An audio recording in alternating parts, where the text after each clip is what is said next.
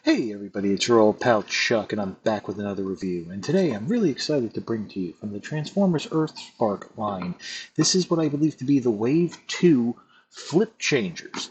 These are replacing the one-step changers that we've gotten previously. This is Soundwave and Swindle. Now, I have not seen all of the Earthspark cartoon. I've only seen the first two episodes of that 1 hour special since it streams on the Paramount Network. It has not shown up on the Nickelodeon On Demand channel. Um, a few notes right off the bat is number one, this is called Flip Change. And as usual, Hasbro has greatly exaggerated what this line is.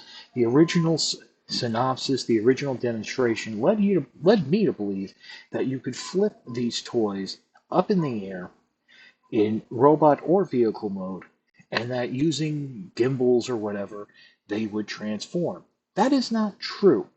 Um, the flipping gimmick only works in robot mode.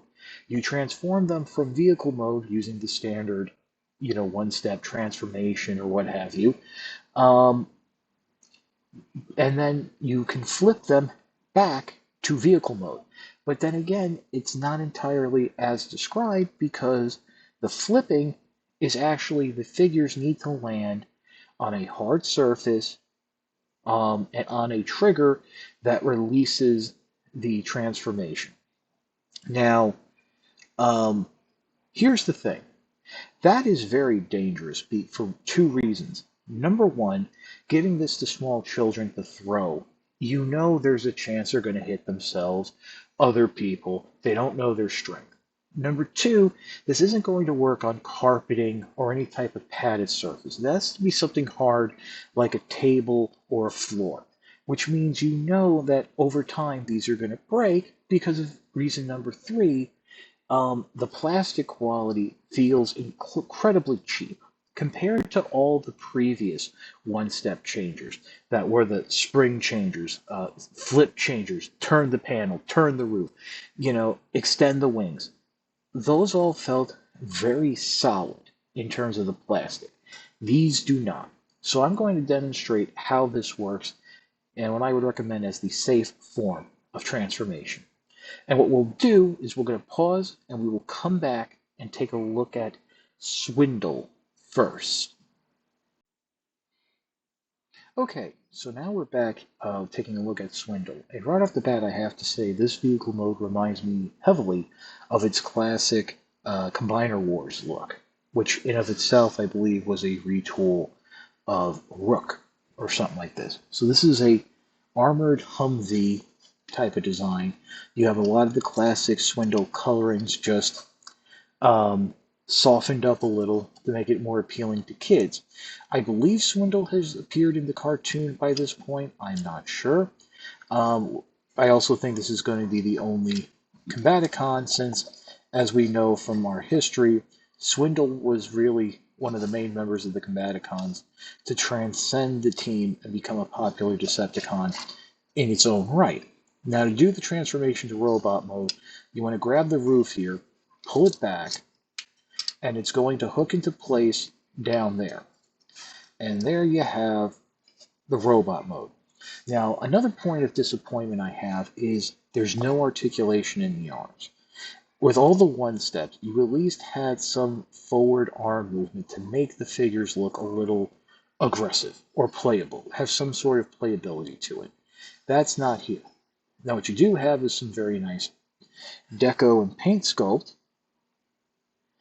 but paint detail, I should say, but that's about it. Now, as I mentioned at the beginning, the idea is to throw these in the air, have them flip, and you want them to land on the trigger. The trigger is right there. That's actually, as I said in my many reasons, very dangerous to do. So what I recommend doing is just tapping the figure forward, and that will hit the trigger, and he'll go back into its vehicle mode. One more time, we're going to pop this guy up, bring the roof down. There it goes, secures in the back, and just bring it forward. And it's ready to roll off. One more time for effect. It does also, because of just the springing motion, likes to, roll forward a little first, but there you go. So, yeah, nice figure, but again, that tapping gimmick, uh, it's kind of cool. Also, keep in mind that I have noticed a couple times when transforming it, the back panel there doesn't always like to hold in place, so that could be an issue down the line. So I think that's about it for Swindle. So we'll pause and come right back and take a look at Soundwave. Okay, so here is Soundwave, and unlike Swindle, there is a little bit of extra transforming that has to be done with Soundwave. And to their credit, the packaging does point out that step. Now, of course, you have to know to look for it, and it's basically right on the inside flap where you remove the figure, but the wingtips here have to flip out. And here's going to come a big problem I have with the figure. As we flip these out, these are going to snap into place, and I have two issues with this. Number one, those are actually very hard to snap into place and almost impossible to snap back out. Number two, because of the fact that they are actually a softer rubber, there is a bit of a difference in the color, and as you can see right here, this wingtip came warped in the packaging due to how it's stored. I think this was something that really should have been thought better, or the design should have been thought through a couple more times before releasing it. Now, to do the transformation, you do need to have the wingtips extended. Grab the wings like so, fold them down, and there we have Soundwave in its robot mode. The head there is a little bit closer to the Robots in Disguise look, more than the Cyberverse look. And the Spyjet obviously borrows from Prime.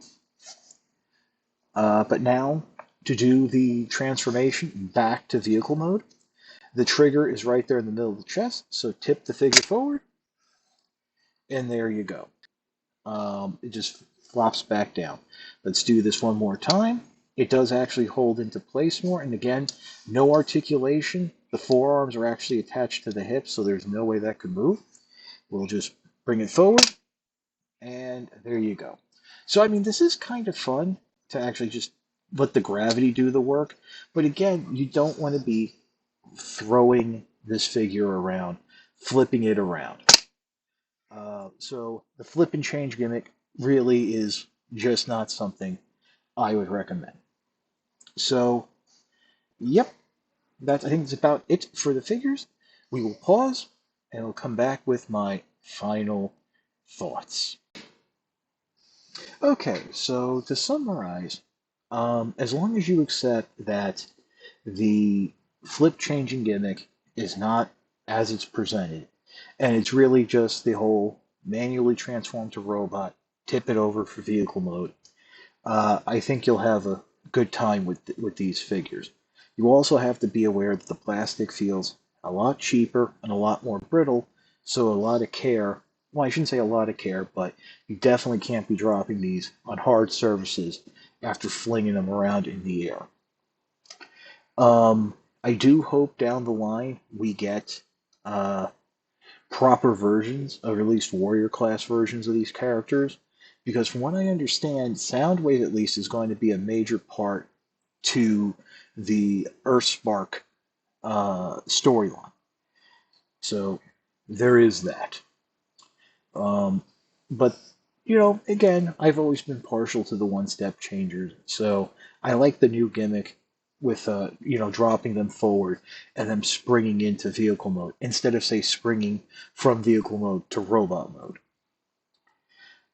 Now, I got these off of eBay because they did show up very surprisingly like the Wave 2 Legacy Evolution core class figures on the West Coast at least one or two targets. So they're probably not ready to show up in your neck of the woods just yet, but keep an eye out. And as you can probably tell, these are actually my first experience with the one-step changers, since the first wave has not actually shipped from Amazon yet, and I haven't been able to find it in any stores near me. That's a whole other story and rant for another day. So if you see them, pick them up. For about retail, I think it's a fair price for what you're getting. You can get them a little cheaper. Obviously, that's the way to go. So that's about it for the review. If you like this review, please consider liking, commenting, and subscribing. While I will always appreciate the views, the likes, comments, and subscriptions help to communicate to YouTube through their algorithms that my channel should be exalted and held upon high. If you want to make the ultimate sign of support, I do have a Patreon. It is www.patreon.com/chuckdog1999. All I ask for is $1 a month, $12 a year. No thrills, no tears, no special rewards. All you're doing is helping me help you to help me help you bring figures like this to you, as well as keeping up the infrastructure of the channel. But as I always say, in the times of inflation and near recession, when you have to take out a second mortgage to buy a dozen eggs, your views are more than thanks enough. Patreon is just a cherry on top of an already generous sundae. So that's about it for the review. Once again, this is your old pal Chuck for Swindle and Soundwave. We will see you next time.